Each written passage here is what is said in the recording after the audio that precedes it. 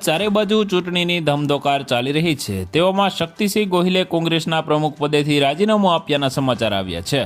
ગુજરાત પ્રદેશ કોંગ્રેસ સમિતિમાં આજે એક મોટો રાજકીય ભૂકંપ આવ્યો છે। પ્રદેશ કોંગ્રેસ પ્રમુખ શક્તિસિંહ ગોહિલે પોતાના પદેથી રાજીનામું આપી દીધું છે। તેમણે પત્રકાર પરિષદ યોજીને આ જાહેરાત કરી અને જણાવ્યું કે પ્રદેશ પ્રમુખ તરીકે મારી આ છેલ્લી પ્રેસ કોન્ફરન્સ છે। આ વચ્ચે હાલ સોશિયલ મીડિયામાં એવા મેસેજ ફરી રહ્યા છે કે પ્રધાનમંત્રી મોદી હવે કોંગ્રેસમાં જોડાશે।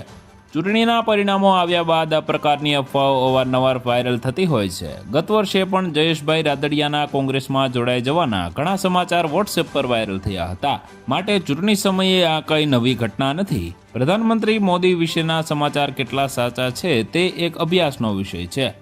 હાલ નરેન્દ્ર મોદીના કોંગ્રેસમાં જોડાયા હોવાના સમાચારે વેગ પકડ્યો છે। તો વધુ માહિતી મેળવવા માટે ચેનલ સાથે જોડાયેલા રહો। વિડીયો પસંદ આવે તો લાઇક કરી દેજો। ચેનલમાં નવા છો તો સબસ્ક્રાઇબ કરી દેજો।